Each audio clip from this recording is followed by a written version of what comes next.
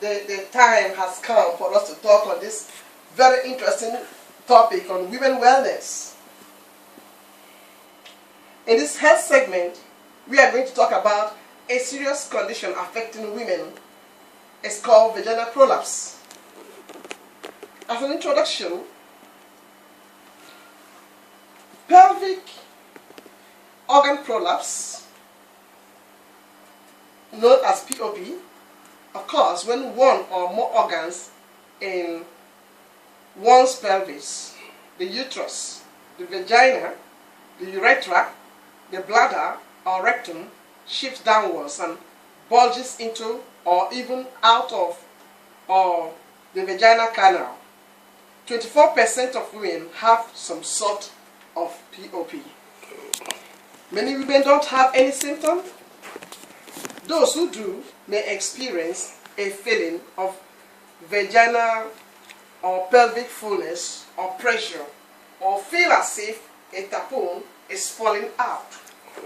They may also experience incontinence, uncomfortable intercourse, pain in the pelvic area unrelated to menstruation, lower back pain, and difficulty getting stools out.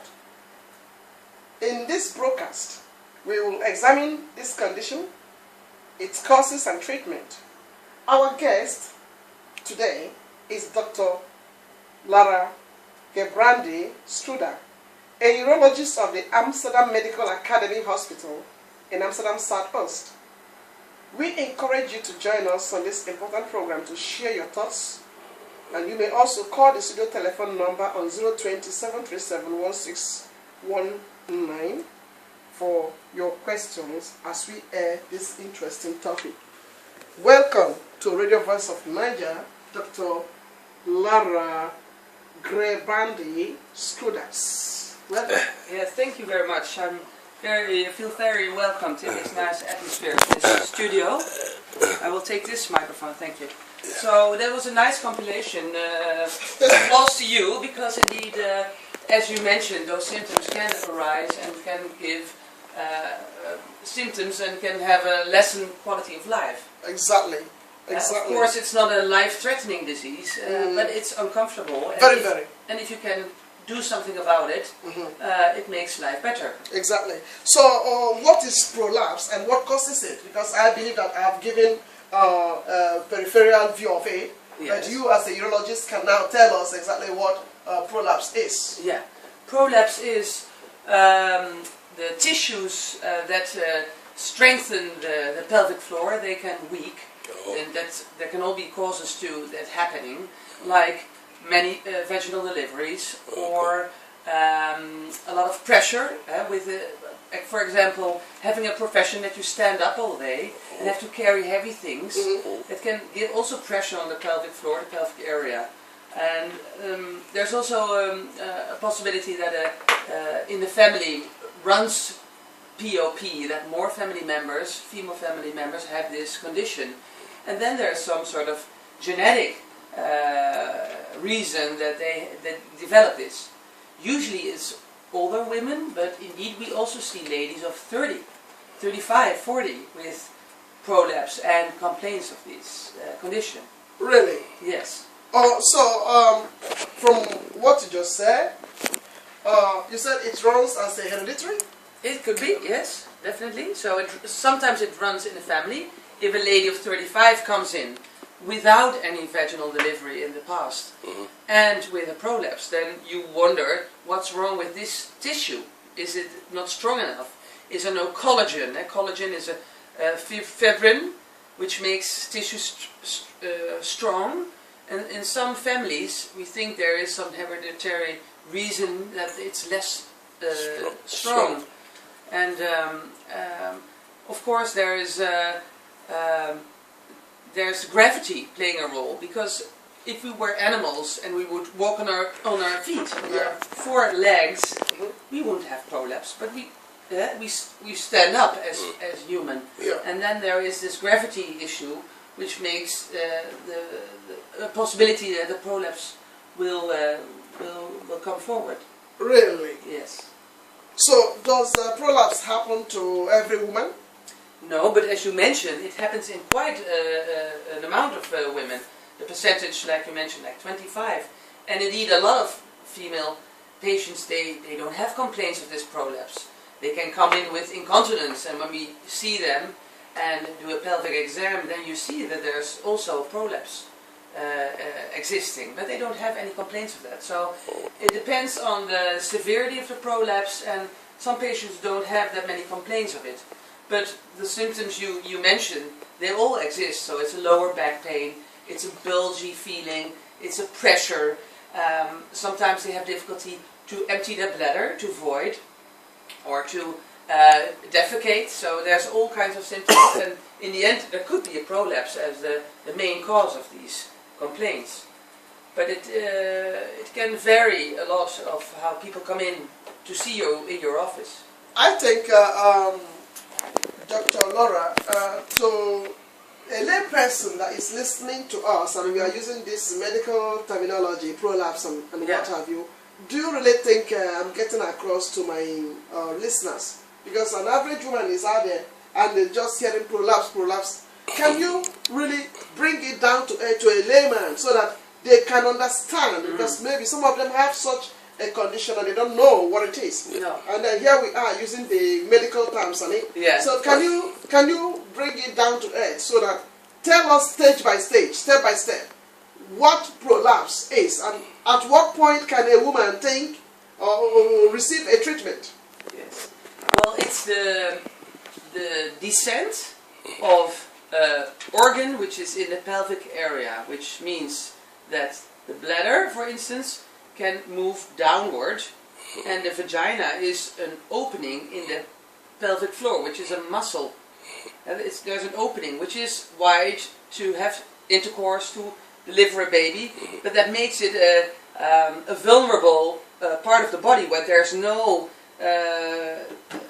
fixed ground, you know. So organs which are close to that area, they can, if there's enough, the tissue is not strong enough, or there's a lot of risk factors, like a lot of coughing, or profession, or all kinds of things, then the part, for example, for the bladder, that the area which is connecting the bladder to the vagina wall thins, and so the muscle strength is less on that area, and then this will all collapse. It's like a building. Yeah, and it's a building, and then there's some deconstruction problem, construction problem, which makes this. So when it collapses, let's assume when it collapses, then the effect upon the woman is that she feels as if something is coming down. Yes, and you can see it with a mirror. Sometimes patients say like, well, I felt something, I didn't know what it was, and then I took a mirror, and then I saw something coming out of my vagina. So in that sense, that is a prolapse. Wow. And sometimes it's not coming all the way out. So it's coming halfway out, and but they can see it and they can feel it. They say there's a bulge coming, and shouldn't it be there? I don't think so. And they come with these questions. So when they have the prolapse, can they still have sexual intercourse with their mate? Yes, they can. Well, if it's not it's a prolapse still quite small, they can have intercourse without any problem because the tissue is soft. You can even in the evening when they lay down and sleep, in the morning the prolapse is gone. So it's something that moves with gravity. So in the daytime, walking around, the prolapse will get more severe in the end of the day. And in the morning, you say like, oh, everything is gone again. So it's soft tissue coming out, and then you can move it away quite easily. Well, listeners to Radio Voice of Naija, I believe that wherever you are, you have a sister, you have a mother, you have a wife, and you are a woman, and you feel like interacting with Dr. Laura on this issue of vaginal prolapse, please feel free to call the urologist right now on 02737-1619.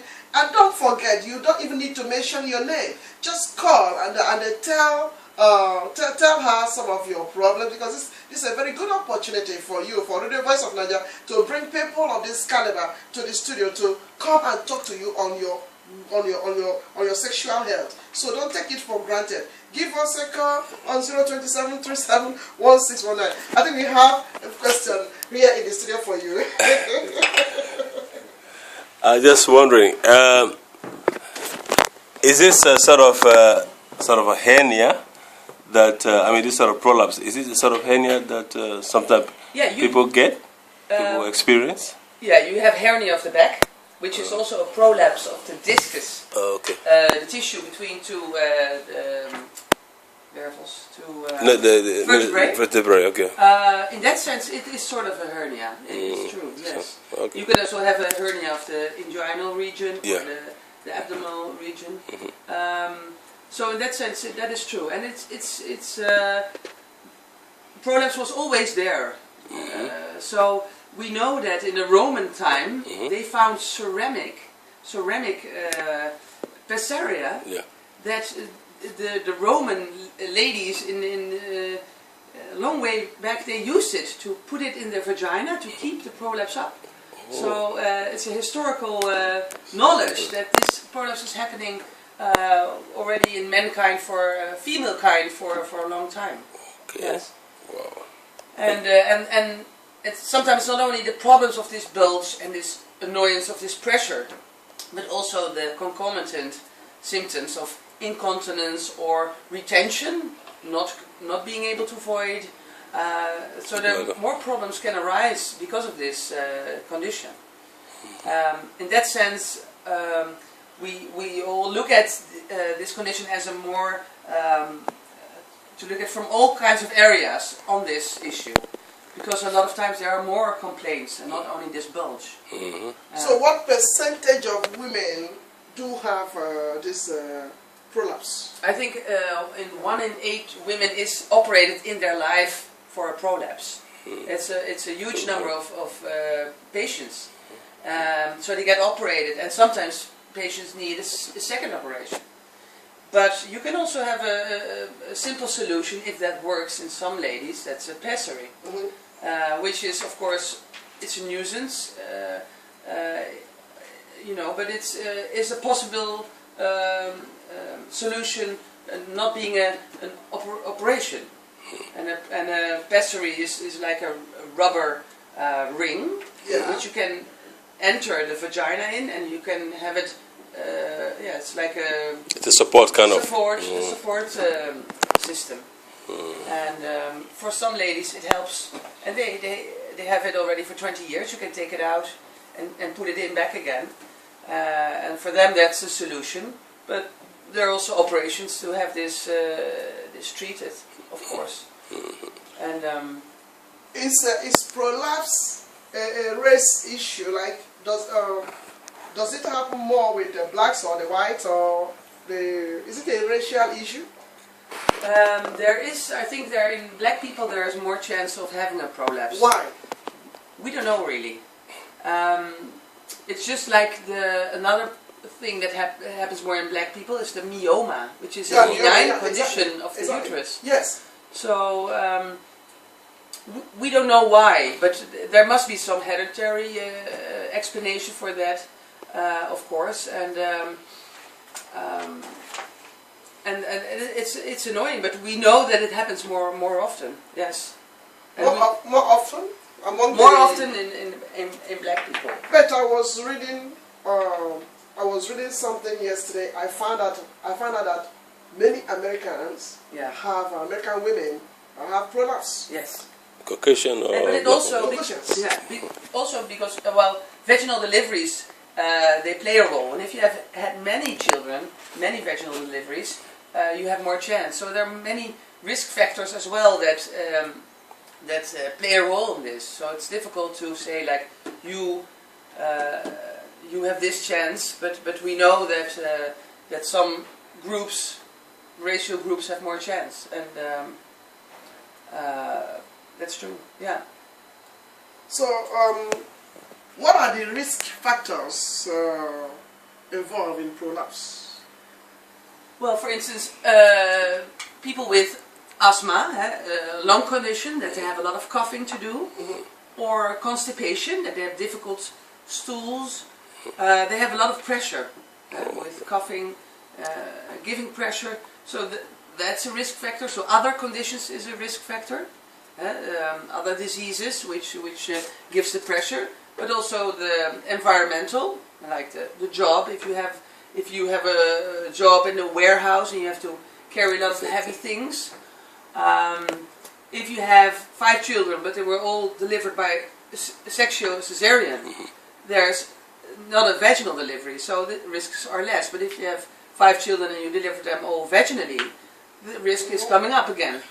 Wow! So because there's this part of our culture, our ethnic group, that they normally will have about 13 children. Sometimes they will have about 10, and they deliver. They use that to measure the strength of a woman, and at the same time, they said when you have delivered up to 13, or then the husband, the family of the husband would kill a goat, to celebrate such women who have been able to deliver, give birth to children, 10 to 12 children. It is wonderful. So if we would go into the lives of those women, probably they would have. Some of them will have prolapse. Yeah, that is true. So some of our mothers may have had prolapse. But that's a natural way of giving birth. So doctors all favor the natural way of giving birth. But of course, by getting older and having these risk factors, there are more chance to developing this condition. But luckily, it's not life-threatening. It's a nuisance. It's of course some females have a lot of problems with it, but there are a lot of female patients. They have some prolapse, but they don't care, or they don't think it affects their quality of life. So it's a whole spectrum of having it and having no complaints, or having a really small prolapse but having a lot of complaints. So that makes it that difficult to see which patients you should operate or not operate, and it's a lot about guiding patients in their choices of therapy, because some patients you rather not operate. Yeah. Patients with also pain complaints, pain with intercourse. There's also a pain problem which arises from the pelvic floor, from the muscles. Yes. And if you operate on these patients, maybe their pain gets worse and they get rid of their prolapse. But then maybe the prolapse was not the cause of the pain.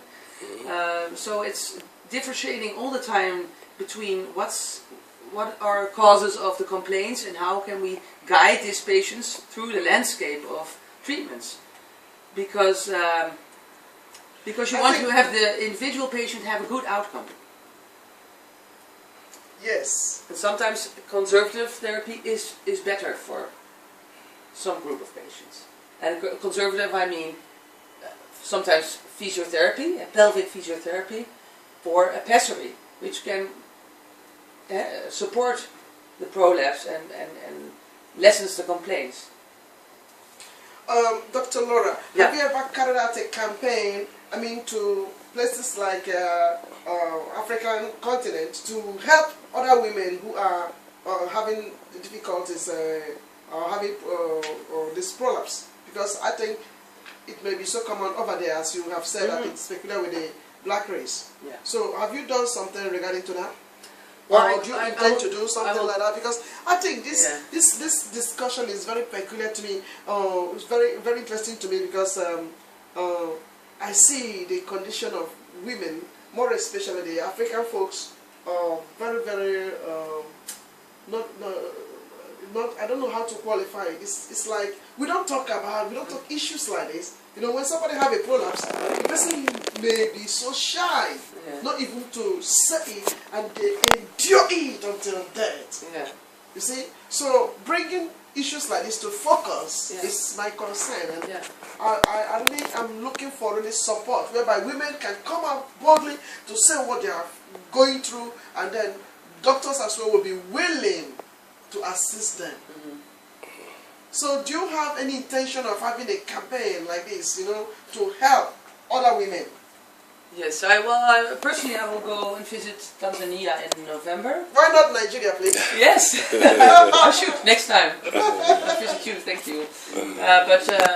No, so I'm personally involved in a foundation, and we send out doctors from the Netherlands to some hospitals in Tanzania, and the outback hospitals where it's difficult to get doctors because it's all the way back, difficult to reach. So this foundation was already existing for 10 years. It's Twiga Medica. Yeah. And now we will go and visit, and I will take, with our medical staff, we take 35 general practitioners with us. Can you imagine that? 35? To go there and visit the hospitals and talk to patients and to see them, and it's also part of education, so it's an educational trip, but we also hope to bring there some medical advice and education and support as well. And maybe if it's a success, we will I will insist. Yes, I pray. I'm going to really pray. You know, I'm also a reverend minister, so I'm going to go on my knees, pray, so that God will touch you, and that you can extend this foundation to Nigeria. Because I came back a few weeks ago, and from the rural areas, you will see that women are suffering. You will see that just a little thing, like 5 years ago, my own senior sister died on the surgical bed. While she was being operated on myoma, you know, fibroid. Yeah. So when the doctor said that they have fibroid, their mind cuts off, and they forgot that that's just a part of a woman, a muscle that is growing extraordinary. But they make it seem as if it is so outrageous. So when they tell them you have fibroid, they are already half dead before even they will go for operation. Yeah. But we know here many women have been operated upon on fibroid, and they didn't die. No. So that's really sad. So having a foundation like what I'm asking you, which you are doing now in Tanzania, should be supported, please. So when you think about it, please think about Nigeria. Yeah. And I think I'm going to appeal to our Royal Highness to gather with the other Royal Highnesses. Let them bring somebody like you down to Nigeria to come and support the women, because I believe with enough education, with enough information, women have a role to play as well in Africa. Yeah, definitely. Yes, question. Yeah, I was just wondering, women tend to, let me put it this way, women tend to endure a lot of pain, or shall I, let me say, women don't usually reveal, let's say, painful situations they are dealing with. Yeah. So I'm imagining a situation where I'm with my wife and she has pain in that area, the pelvic area, but doesn't complain much, doesn't talk about it. Yeah. So it's true. How, as a man, this is not so for men, to be a bit more observant.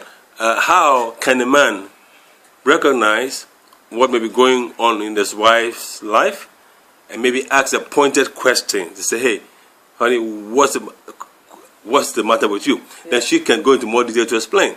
Yeah. You see, how can men become a bit more observant to notice these things?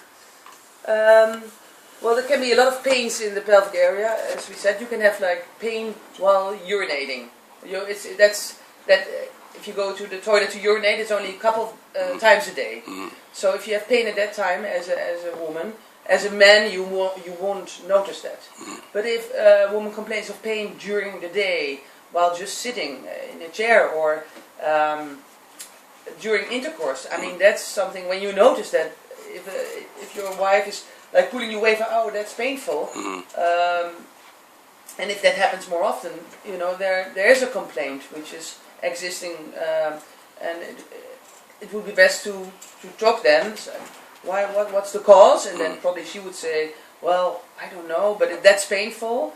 But I think that's a good reason to visit a doctor, because the pain will just go on. Sometimes the pain will go away by itself, but if it's already there for a couple of weeks, the chance that it will go away by itself is getting smaller and smaller. And so it's good to realize that it's not going away. And as you say, females are enduring pain more often. We are having children and you say like, well, we get over with, I will just be busy today and then I won't notice it. But if it's there for a longer period of time, maybe it's more difficult to get it away. So that's why it's good